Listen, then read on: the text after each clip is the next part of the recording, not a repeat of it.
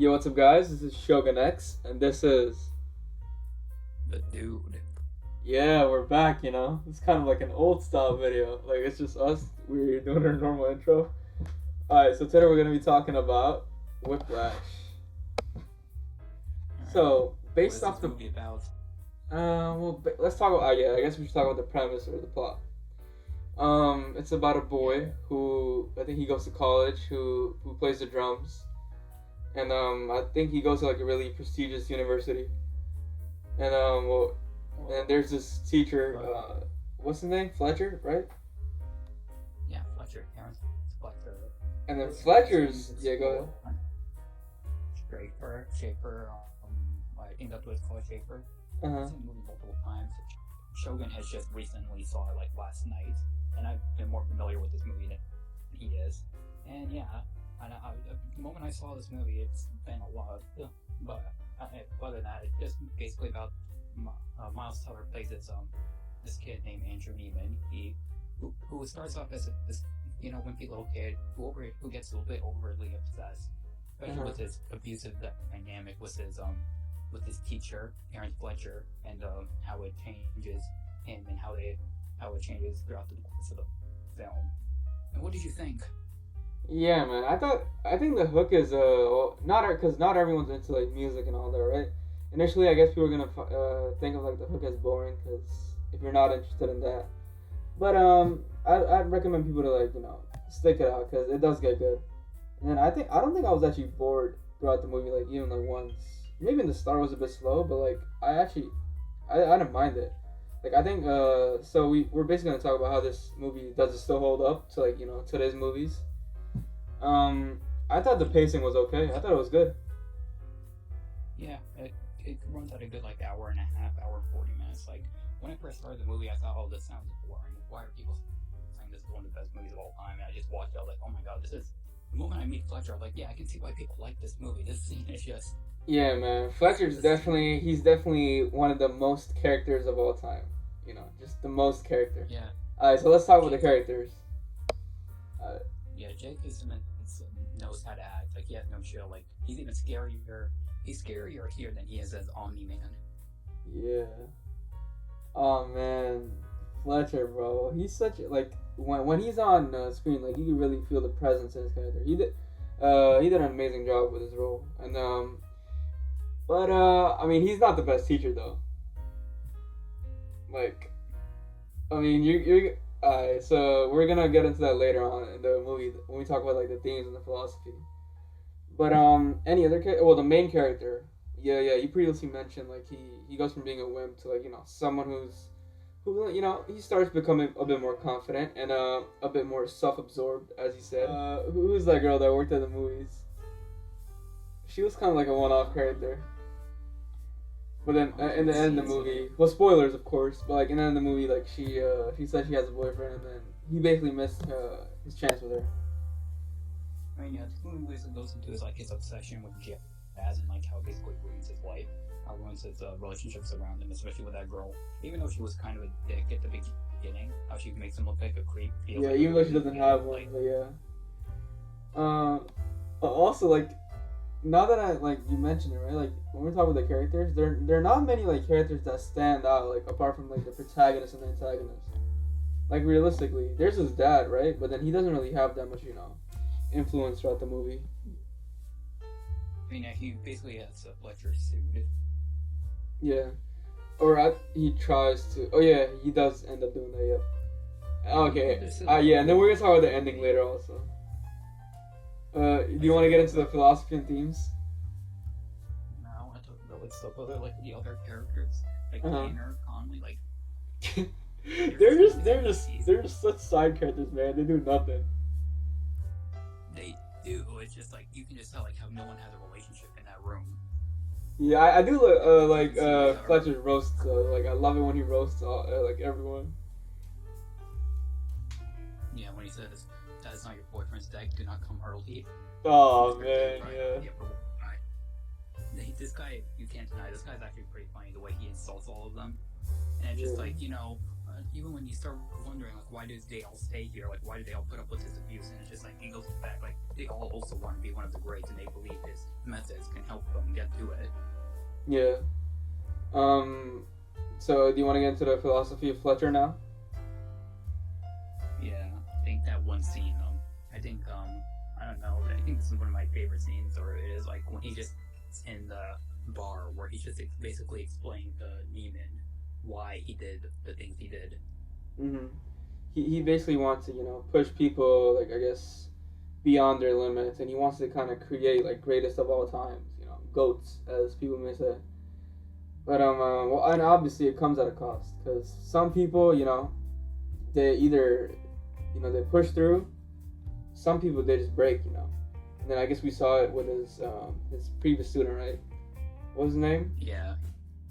Sean Casey. Yeah, and then he said that he died in a... I also like that, that little bit of juxtaposition, because he said that he died in a car accident, and then you see Neiman gets into a car accident, also.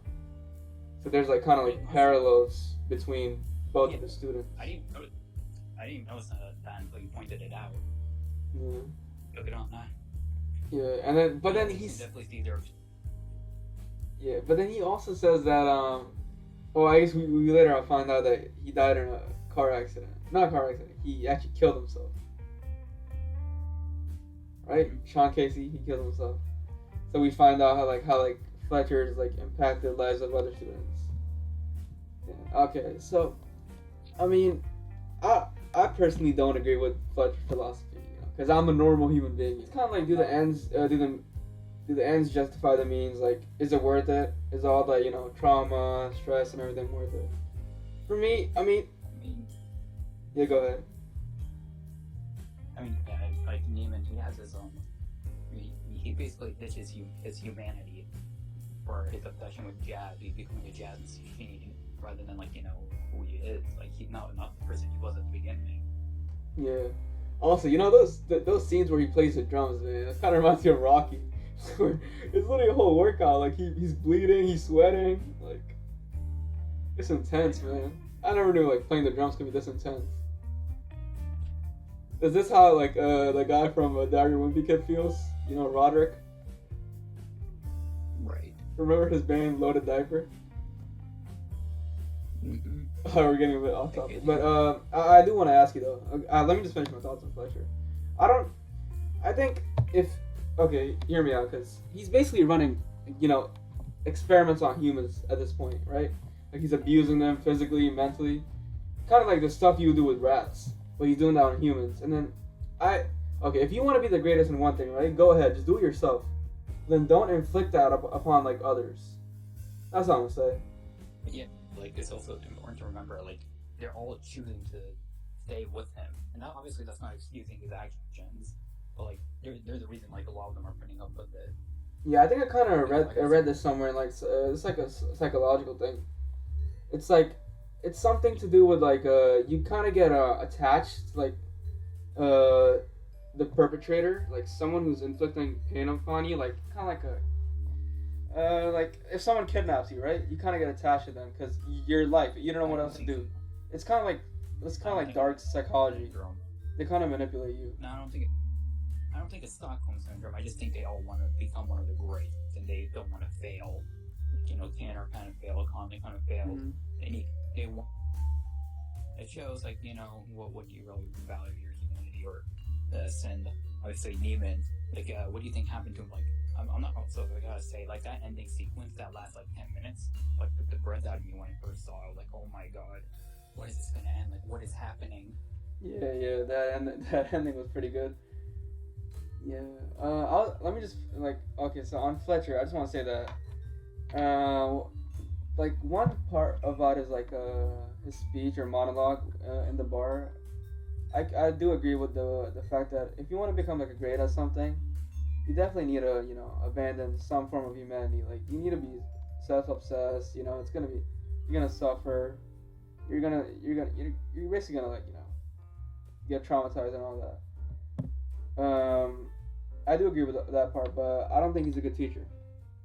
That's all I'll say. Like, he's actually, I mean, yeah, he probably hasn't had positive impact on any of the students. Yeah, I mean, if one of your students kills themselves, I don't know if you're that good of a teacher. But hey, that's just my opinion. What do you think about his philosophy? I mean, I think it's I can understand it, but I wouldn't practice it. Like even at the end, like where Neiman basically gets bad at him, it seems like a big happy ending, but like even some of the actor, like Miles Teller, even said like, yeah, he most likely just fell into hardcore drugs or just fell into nothing. Like even you saw the look at him on his dad's face, like where he's just looking at his son. Like at first, At first, what? It's like amazing or something, but at the end it's just but it's mostly like, holy crap, like what does my son become? Yeah, I mean, it's obvious. Yeah, because even in the real world, like people like the greats, right? Like Michael Jordan, Mike Tyson, Muhammad Ali, Nikola Tesla, and like different like spheres of like life, right? Or different career paths and all that. They're definitely like you gotta have that type of self-obsession with and they also talk about this like in like documentaries of like people who are these greats, so the ending scene, right? Like, yeah, I thought the ending was good, right? It was nice. It was kind of satisfying seeing him finally, stand up to Fletcher, and then he got to perform. I also did like the fact that he didn't give up, right? He went to his dad, he hugged him, I think, and then he went back and he's like, you know what? I'm gonna prove myself, and he does that. That was good. I like that. But I also thought there could have had like some sort of like kind of like a more satisfying ending, like where we see what happens after that. But I guess they want to leave it like open ended. I mean, yeah, there's a dark underlying, like I already said, there's a dark underlying theme, like that what happens after is like they make it look happy, but at the end it really just Neiman has a horrible life afterwards. Knowing that Fletcher basically got his Charlie Parker and like basically manipulated Neiman and getting what he wants. Yeah. So yeah. Overall though, like the movie was decent. I wasn't bored throughout like any of it. Out of 10, if I had to rate this movie, I'd probably give it a 7.5 to an 8. That's what I would give it. No, wait. There's one more question we have to answer.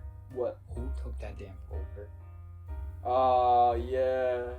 I remember when we were watching this movie, like you rewatched it. You talked about that. Yeah. I guess the director wants to be open ended, and then for me, if I had to choose, I'd probably be like, I think it was Neiman that hit it. That's what I'm gonna go with. If I had to choose, I know it's open ended and all that. I mean, yeah, I think I'm starting to think maybe I kind of think it was Fletcher because where could that blow there have gone? Like maybe he just took it and just hit it somewhere, just to give Neiman a shot because he knew Neiman. Like basically he saw something in Neiman that Neiman didn't see in himself. Then he really gave Neiman that chance. So it could be Neiman, it could be anyone. Well, yeah, I get what they were doing. I hope they kind of executed it more better because it just feels kind of out of nowhere. Yeah. But hey, those are just our thoughts. Do you have any other finishing thoughts on this movie? What would you give it out of 10 if you do want to rate it or not? I don't know, maybe a 9. Okay. Or 9.5. Well, you've also watched the movie like a couple more times, so maybe this is the type of movie that gets better with when you rewatch it. But yeah. Yeah, it's definitely a good movie to watch with your friends. Like, I wish I watched this in the theater. Oh yeah, imagine.